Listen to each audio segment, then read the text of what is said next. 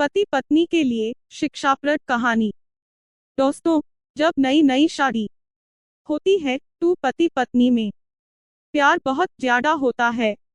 समय के साथ प्यार कम होते जाता है और फिर एक दौर ऐसा आता है जब वे एक दूसरे के साथ बातचीत भी नहीं करते। ऐसा बिना कारण नहीं होता, इसके पीछे जो छोटे कारण जिम्मेदार होते हैं उनके बारे में कोई ज्यादा सोचता नहीं है। आज की कहानी आपको इन सब कारणों ऐसे ही अवगत कराएगी और सोचने पर मजबूर कर देगी। इसलिए इस कहानी को पूरी जरूर पढ़िएगा। पति पत्नी काफी दिनों के बाद आज एक साथ बैठक चाय पी रहे था, क्योंकि आज उनकी शादी की 25वीं सालगिरह थी। पहले की तरह वह अब साथ में समय बिताते नहीं था ज्यादा, साथ में एक दूसरे के पास बैठते नहीं था। पता नहीं किन कारणों ऐसे ही उन दोनों के बीच की दूरी बढ़ती ही जा रही थी। चाय पीते पीते पत्नी ने चुप्पी तोड़ते हुए कहा, मुझे आपसे बहुत कुछ कहना है, आपको बहुत कुछ बताना है, लेकिन अब हमारे पास एक दूसरे के लिए समय ही नहीं है। मैंने इस बारे में बहुत सोचा है और मैंने इस सिचुएशन ऐसे ही निपटने का एक उपाय निकाला है। अगर आप राजी हो तो बताती हूँ। पति ने सिर हिलाकर हामी भरी। पत्नी ने टेबल के ड्रॉअर ऐसे ही 2 डायरी निकाली और बोली, मैं यह 2 डायरी लेकर आई हूँ, एक आपके लिए और एक मेरे लिए। आज के बाद हम दोनों को एक दूसरे ऐसे ही जो भी शिकायत होगी वह हम अपनी अपनी डायरी में लिख कर रखेंगे। 1 साल बाद जब हमारी 26वीं एनिवर्सरी आएगी तब हम यूज खोल कर पढ़ेंगे। तब हमें एक दूसरों की उन चीजों या आदतों के बारे में पता चलेगा जो हमें नहीं पसंद है और हम उन्हें सुधार पाएंगे या कोई उपाय कर पाएंगे। पति को भी पत्नी का आइडिया पसंद आया और उसी दिन ऐसे ही डायरी में लिखना शुरू हो गया। देखते ही देखते 1 वर्ष बीत गया और 26वीं एनिवर्सरी का दिन आ गया। पति पत्नी दोनों ही डाइनिंग टेबल पर बैठकर चाय पी रहे थे और पास में दोनों की अपनी अपनी डायरी रखी हुई थी जो उन्होंने एक दूसरे के साथ बदल दी। चाय खत्म कर रखे पहले पति ने पत्नी की डायरी पढ़नी शुरू की। उस डायरी में काफी सारी शिकायतें थी, जैसे कि आज होटल में ले जाने के लिए वादा किया था लेकिन फिर भी नहीं लेकर गए।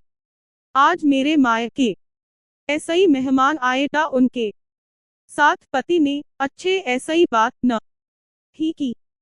कितने महीनों बाद आज मेरे लिए साड़ी लाई, लेकिन पुराने डिजाइन की।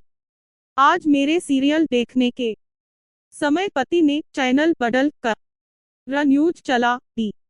आज गीला तौलिया सोफे पर छोड़ दिया। ऐसी कई सारी शिकायतें थी।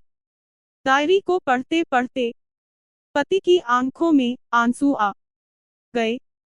पति को काफी अफसोस हुआ। वो अपनी पत्नी ऐसे ही बोला, मुझे इन गलतियों के बारे में एहसास ही नहीं था, लेकिन अब मैं तुमसे वादा करता हूँ कि ऐसी गलतियां मैं अब फिर ऐसे ही नहीं दोहराऊंगा।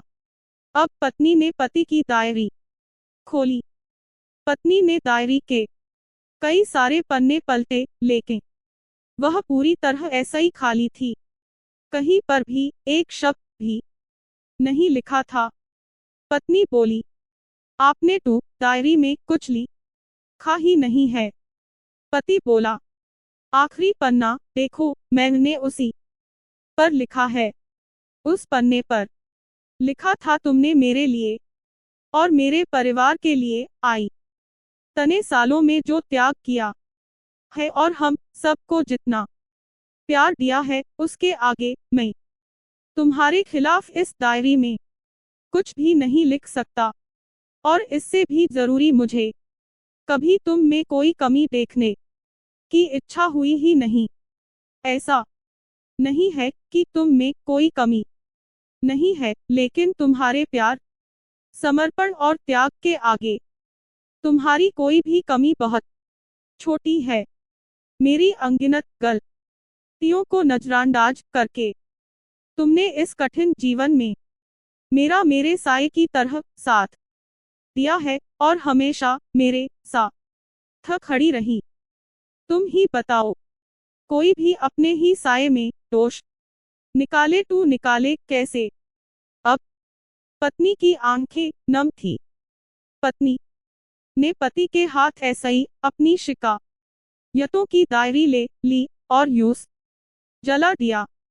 पति पत्नी का रिश्ता एक दूसरे पर विश्वास पर टिका होता है और उसी ऐसे ही वह मजबूत होता है।